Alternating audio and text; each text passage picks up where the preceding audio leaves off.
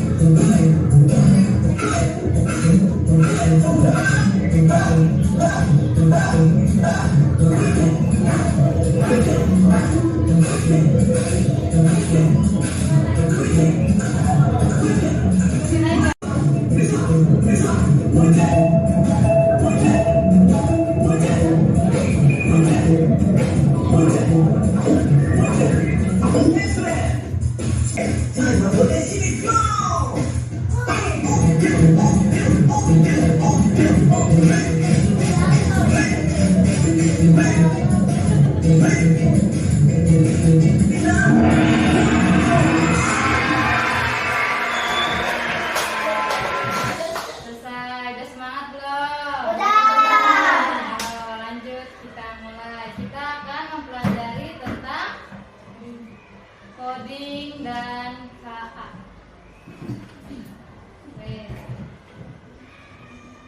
Kelihatan nggak?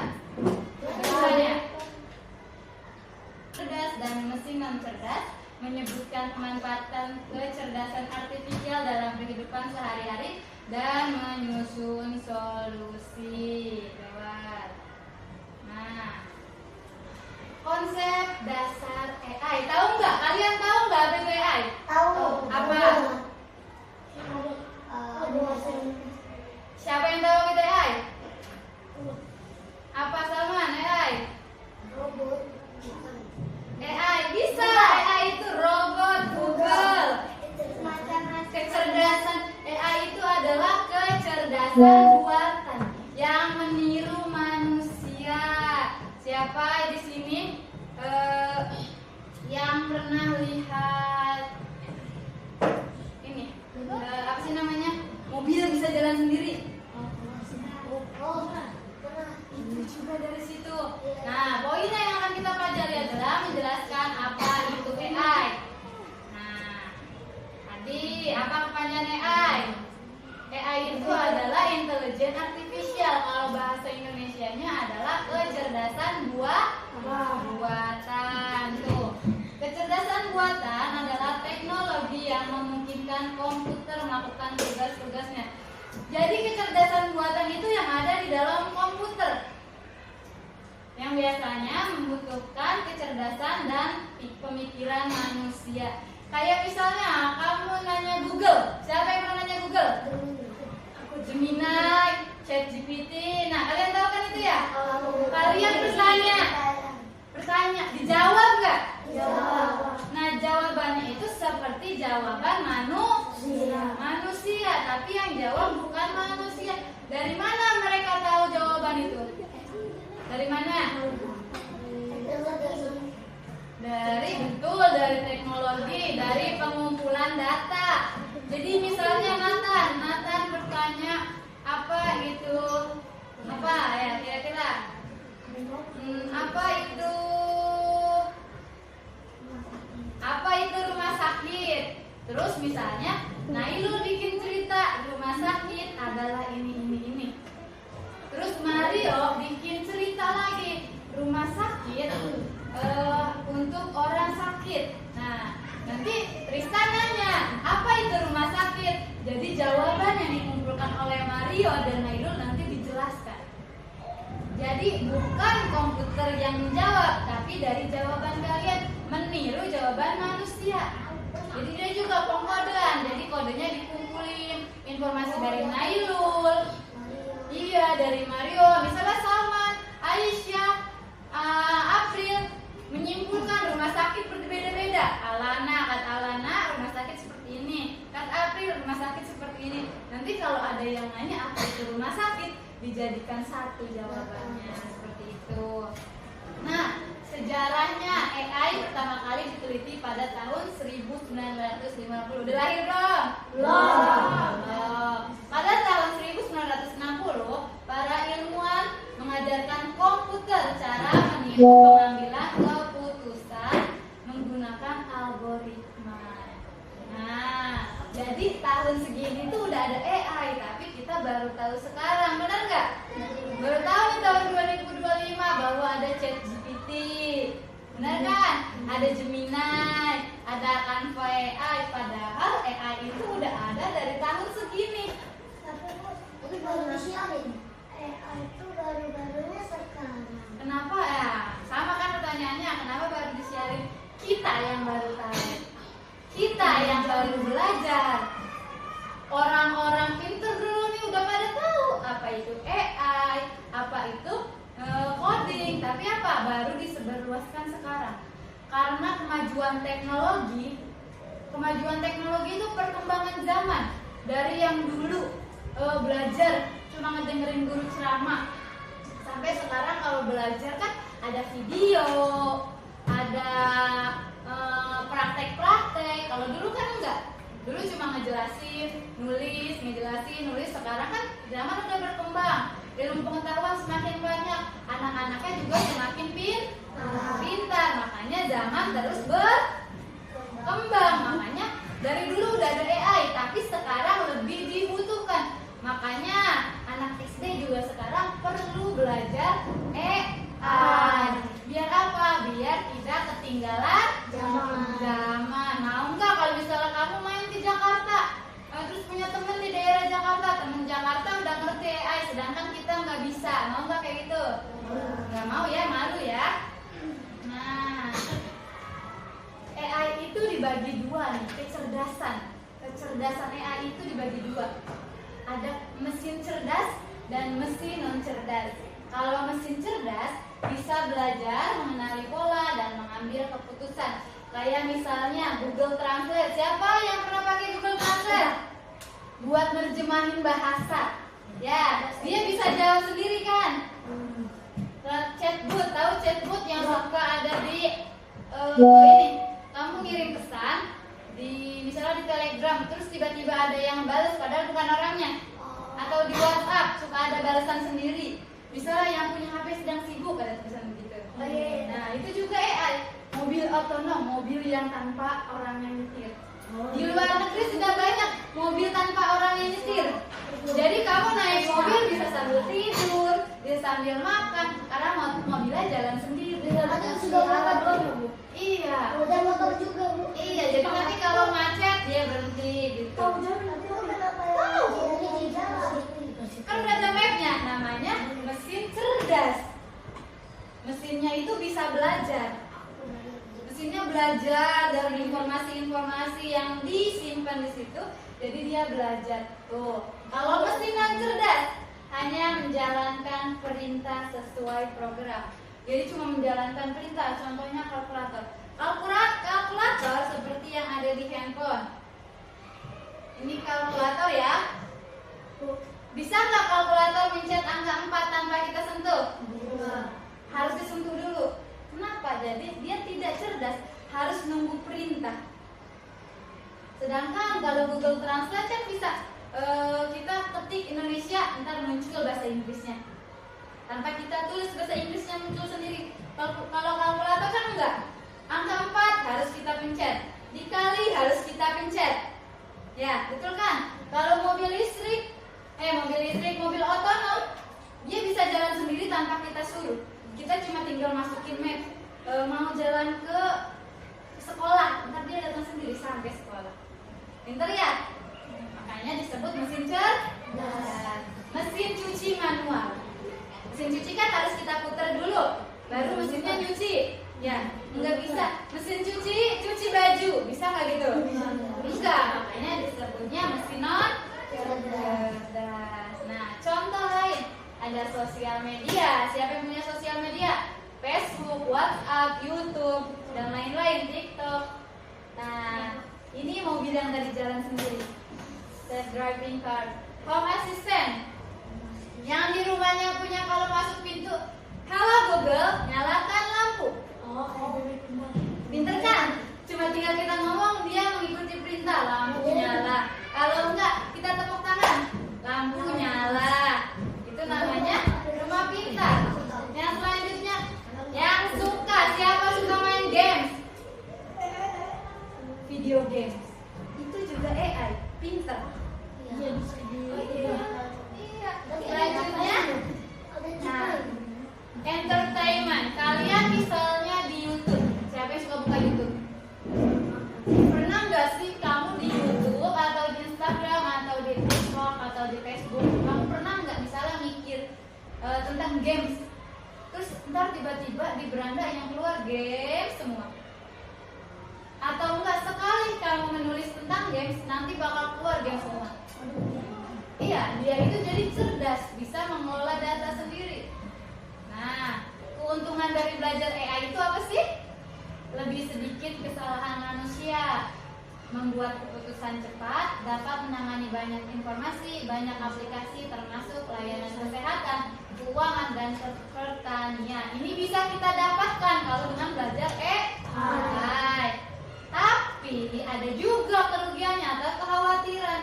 AI dapat mengganggu privasi, menggantikan banyak pekerjaan, dan membuat kita bergantung pada komputer. Coba, kalau misalnya semua sudah diambil alih oleh AI, pekerjaan pun bisa diambil alih. Kayak sekarang, tadi mobil otonom, harusnya ada supir. Pekerjaan supir diganti sama mesin cerdas. Di Jakarta sudah ada mesin pembuat kopi. Jadi kayak coffee shop, tempat orang ngopi, tapi yang bikin kopinya bukan manusia, tapi robot. Iya, banyak pekerjaan. Terus kalau kalian ke supermarket, biasanya kan ada kasirnya ya. Kalau di luar negeri tuh udah banyak yang cuma taruh barang, nanti barangnya jalan, itu sudah scan sendiri harganya. Nah, itu sudah banyak ya pekerjaan yang tergantikan oleh mesin atau robot. Nah, bisa juga kekhawatirannya apa? Bergantung pada komputer. Pasti di sini kalian merasakan kalau sudah main handphone, dipanggilin sama orang tua, ntar dulu. Siapa yang rasa kayak gitu? Bella, beli bawang. Ntar dulu mah, lagi main handphone. Nah, nanti ini nyapu rumah. Ntar dulu, lagi main games. Coba. Soalnya Arka itu adanya nangis. Nah, lagi main game. Jadi bergantung kepada komputer, yang dikhawatirkan itu. Selanjutnya, tapi ada harapan juga di balik kekhawatiran. Kecerdasan AI di masa depan dapat menghasilkan banyak kemajuan teknologi. Seiring dengan semakin kompleksnya, AI dapat membantu berbagai sektor, asalkan dikelola dengan benar. Jadi kalau kita mengelola dengan benar, semuanya akan mudah, kata AI. Kamu bisa nih nyapu, udah gak nyapu lagi. Udah tinggal ada tuh mesin yang nyapu sendiri, tahu nggak yang kayak di film-film, yang bulat. Terus kali ya, ada juga yang namanya apa ya, yang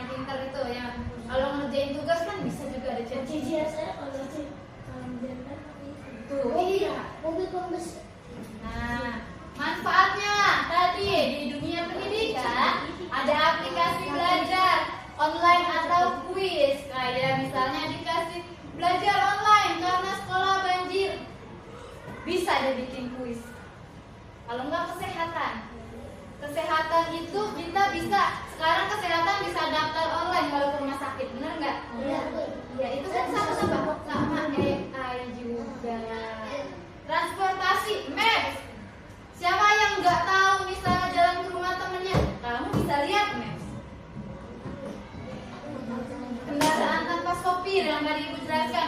Maps itu apa? Maps itu apa? Peta elektronik. Jadi misalnya nih Alika ngasih maps ke Alana, karena Alana mau main ke rumah Alika tapi nggak tahu, udah cuma tinggal ikutin maps nyampe, nggak usah tanya kanan kiri. Banyak ya manfaatnya. Nah, lanjut. Ini kita lewat.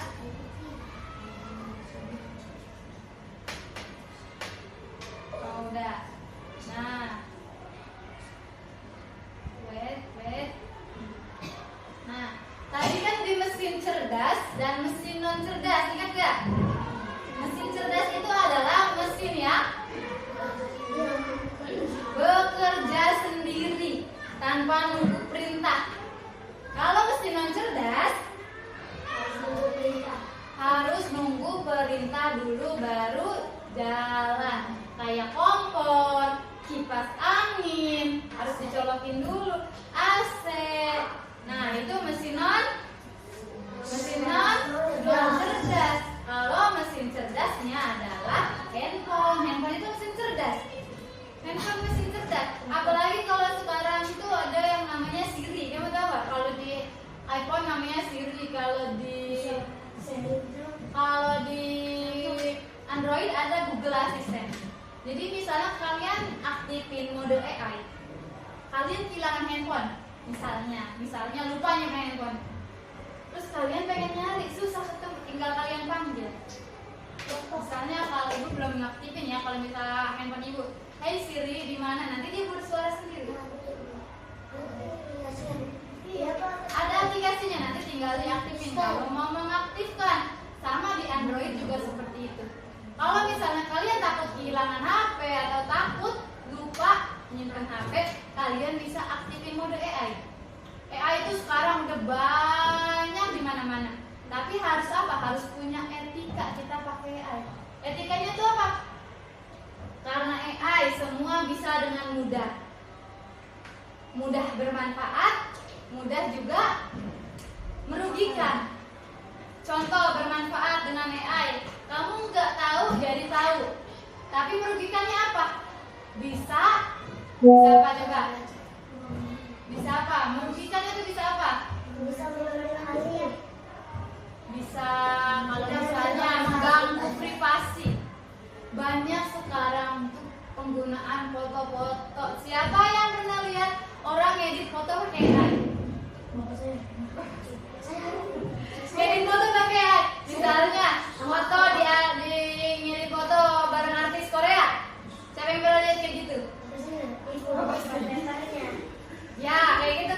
Kita pakai AI itu bisa dimanfaatkan oleh orang. Foto kita yang sudah diedit pakai AI, foto kita tercantum di sana dijadiin satu, orang bisa pakai foto kita.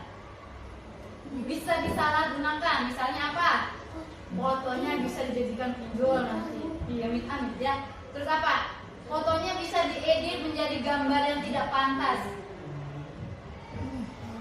Suara itu foto ya, suara. Sekarang banyak penipuan kayak ada telepon masuk tapi nomor nggak dikenal. Siapa yang pernah ngalamin kayak gitu? Ya, telepon masuk tapi nggak ada nomornya, nggak ada namanya. Kalau kita angkat, terus kita ngomong halo, dia biasanya matiin telepon. Dia cuma butuh suara kita sebentar. Walaupun cuma bilang halo, dia udah merekam suara kita. Cuma halo, nah dia itu ngumpulin. Nanti biar apa? Bisa dipakai buat penipuan. Nggak ada telepon masuk atas nama, misalnya Mario ditelepon, Mario ngomong halo, halo kata Mario, dimatiin sama sama dia. Suara Mario diedit. Nanti orang itu nelpon mama Mario, bilang kalau misalnya Mario biasanya kan kayak gitu, Oh, iya. alasannya kecelakaan atau apa itu pakai suara Mario. Atau kejamret. Itu cuma dari kamu bilang halo, itu suara kamu bisa dipakai buat penipuan. Misalnya Mario tadi suaranya kan dipakai ya, misalnya. Terus orang itu nelpon Tristan, bilang, Tristan, ini aku habis jatuh di sini, tolong transfer uang. Kayak gitu, buat penipuan. Itulah namanya etika menggunakan AI. Jadi apa? Harus hati, harus sopan. Di foto juga harus. Kayak sekarang banyak video orang pelukan sama artis. Pernah lihat nggak? Bapak saya ke syuting, Bu. Iya, orang pelukan sama artis, pernah lihat kan? Nah, itu disalahgunakan. Jadi apa? Jadi kayak beneran kan? Kayak beneran, padahal itu bohongan. Itu pemanfaatan yang salah. Tanpa izin orang yang punya foto, itu bisa dipidanakan. Kecuali pidanakan itu ditangkap polisi. Kecuali apa? Kecuali misalnya izin dulu. Aisyah, aku mau pinjam foto Aisyah dong buat diedit barang foto aku, baru itu gak apa. Coba kecuali kalau misalnya orang ambil foto tanpa izin terus difoto, diedit barang sampai pelukan atau apalah kayak gitu yang sering marak di internet tuh. Ya kan suka lihat kan? Banyak tuh di TikTok, di mana lagi? Di Facebook yang orang pelukan sama artis itu nggak boleh. Melanggar hak, bisa dipidanakan, kamu bisa didenda puluhan juta, bisa ditangkap polisi, mau nggak kayak gitu? Makanya kita menggunakan AI juga harus ada batas. Seperti kita main handphone, ada waktunya. Boleh main, boleh belajar main AI asalkan tahu tempat. Jangan semuanya disalahgunakan. Mentang-mentang kamu bisa bikin foto dari AI. Nah, sekarang ibu punya KPD.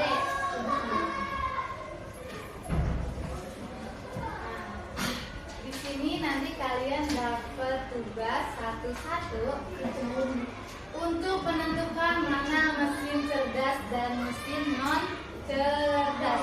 Untuk mesin cerdas nanti kamu tinggal apa? Tinggal di checklist. Apakah Google Assistant itu cerdas? Checklist. Kalau misalnya Google Assistant tidak cerdas, tinggal di silang. Udah siap? Tugasnya? Oke. Dan turun bagi kan?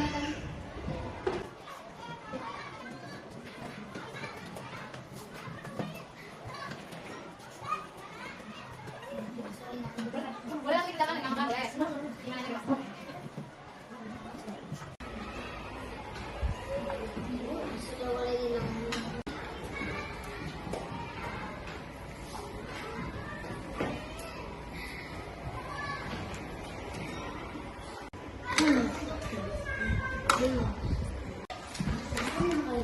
Itu lah kayak Google itu sama. Udah semua tugasnya? Belum.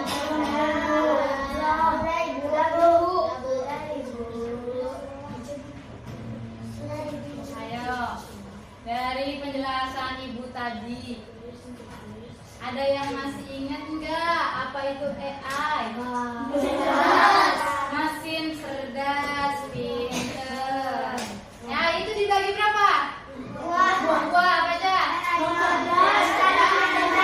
Cerdas dan non cerdas. Coba bisa lihat di sini ada konsep kecerdasan artifisial. Kecerdasan artifisial itu AI ya atau KA. Nah, kecerdasan buatan adalah kemampuan mesin untuk berpikir dan belajar seperti manusia. Jadi si AI itu belajar kayak kita. Mesin tidak hanya melakukan perintah biasa, tapi juga mengenali pola, menyesuaikan diri, dan memperbaiki hasil. Kita jangan mau kalah sama AI. AI aja sudah dijelaskan memperbaiki hasil kerjanya. Jadi dia kalau ada kesalahan yang dia buat, dia akan memperbaiki terus sampai benar. Kita jangan mau kalah. Siapa yang paling ngerasa nilainya tertinggal? Nilai ujiannya yang merasa tertinggal. Nah, kita tahu nilai kita memperbaiki nilai dengan cara belajar, sama kayak AI juga belajar. Nah, tadi cara kerja AI adalah apa? Mengumpulkan data, mengenali pola, membuat keputusan dan tindakan, belajar dan memperbaiki diri. Nah, tadi manfaatnya sudah Ibu sebutkan ya. Manfaatnya sudah Ibu sebutkan, contoh-contohnya juga. Nah, ini ada etika yang tadi Ibu sebutkan juga. Etika menggunakan AI. Menggunakan kecerdasan artifisial dengan empati, menghormati privasi, tidak merugikan manusia, harus disertai dengan nilai-nilai moral, empati, dan tanggung jawab. AI tidak punya hati. AI punya hati nggak? Kalau manusia? Punya. Nah, bisa dilihat di sini perbandingan etika manusia dan AI. Manusia memiliki perasaan? Ya, kalau AI nggak punya perasaan.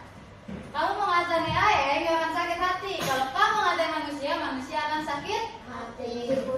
AI tidak dapat berempati.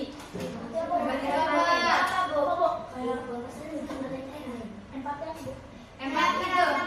Iya, kayak gitu. AI kan enggak memahami benar atau salah. Kamu ngatain orang, kamu tahu nggak benar apa salah? Tahu kan?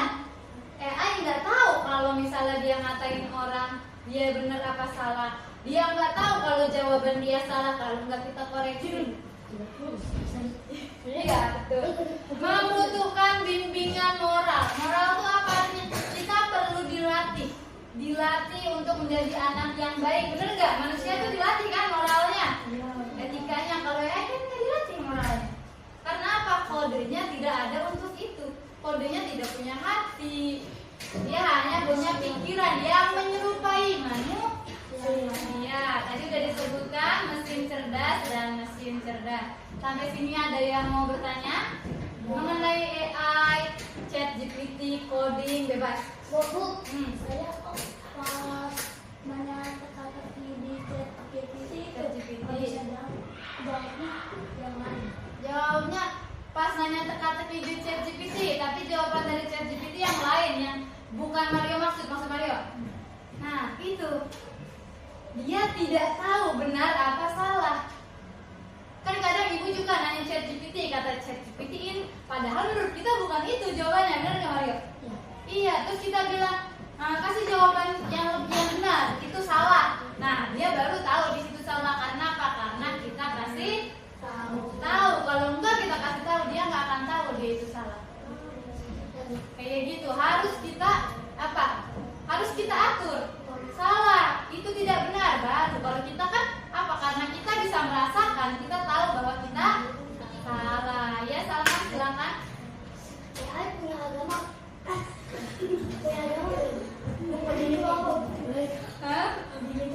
AI punya Salman dulu ya. Kata Salman, AI punya agama apa enggak? AI punya agama enggak? Enggak, AI itu adalah robot sayang. AI itu robot.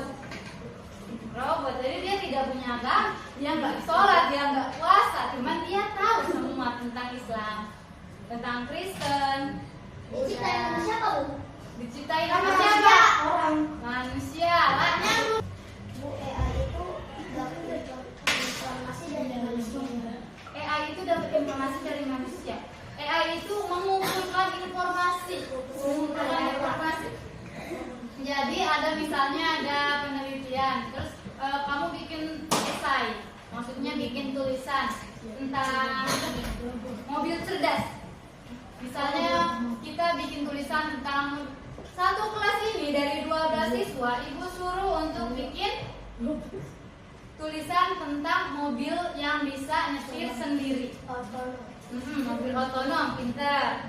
Nah, jadi kan tugas kalian tuh ada 12 ya? Pasti sama apa beda jawaban kalian kira-kira? Sama apa beda? Beda, pasti beda. dari berbeda pertanyaan, jawaban itu dikumpulkanlah oleh AI, digabungin, dijadiin di satu file. Nanti kalau misalnya ada yang bertanya apa itu mobil otonom, bisa jadi jawaban yang pertama dikeluarkan oleh AI itu jawaban dari Nailul. Tapi kalau misalnya si pengguna itu belum puas jawaban dari Nailul, bisa jadi jawaban selanjutnya yang dikeluarin jawaban Mario. Kalau belum puas lagi terus ya gitu. Jadi mengumpulkan informasi dari banyak pihak. Boleh Alana, silakan. Kenapa bukan saya mau masih pertanyaan ke Google? Ya, lanjut. Tapi kan jawaban Google itu beda sama jawaban ChatGPT. Nah, bagus. Mirip-mirip apa yang Mario tadi ya? Tadi kan kata Mario jawaban dari ChatGPT itu nggak sesuai kan? Kata Alana jawaban dari Google tidak sesuai dengan jawaban di ChatGPT. Nah itu kenapa? Karena apa? Beda karena ada pemain AI tidak tahu benar salah. Iya, AI tidak tahu benar atau salah. Jadi AI itu cuma mengumpulkan data yang kamu tanya itu yang dikeluarkan. Nggak tahu itu benar apa salah. Makanya kalau yang suka nyontek di ChatGPT belum pasti benar. Harus dicari tahu lagi, misalnya matematika. Kita cari tahu jawaban di ChatGPT. Udah aja kamu dari ChatGPT disalin jawaban. Ternyata dikoreksi sama guru salah. Kenapa? Karena kamu tidak mencoba sendiri. Kamu juga walaupun nyontek di ChatGPT, kamu juga harus ngitung sendiri. Untuk apa? Dibandingkan ini benar atau salah. Lah, kayak gitu. Karena ChatGPT dan Google itu tidak punya, dia punya otak, cuman otaknya itu apa? Tidak seperti manusia. Iya, tidak memahami benar atau salah. Ada lagi. Aku pas lagi nonton YouTube ada orang video kalau dia tuh lagi saya beberapa kali terus dia ada namanya kecelakaan. Nah iya, namanya itu. Karena apa? Karena AI ngambil suara, ngambil wajah. Siapa yang di Facebook suka pernah lihat ada ibu-ibu lompat ke sungai atau macam-macam gak? Ibu, itu AI sayang dan adik saya. Iya, itu AI. Iya, itu AI. Ada jalan rusak ya, terus ada ibu-ibu nyemplung. Nah, itu bohongan ya, itu tidak benar ya. Itu adalah pemanfaatan AI yang tidak baik. Jadi kesimpulannya apa? Kita menggunakan AI harus dengan bijak, baik dan benar. Cari dulu informasinya, jangan langsung percaya. Jangan dapat informasi, kamu ambil mentah-mentah, harus digoreng dulu informasinya. Ditanya ke kanan, ditanya ke kiri, seperti itu. Jangan langsung percaya, iya aja kayak gitu. Gak boleh ya. Sekarang udah tahu ya, AI itu yang ada di internet itu tidak selalu benar. Sekarang udah tahu kan? Gak selalu benar, jadi kita harus cari tahu. Nah, mungkin cukup sekian. Untuk kurang lebihnya kita sampaikan di pertemuan yang selanjutnya. Boleh diberesin.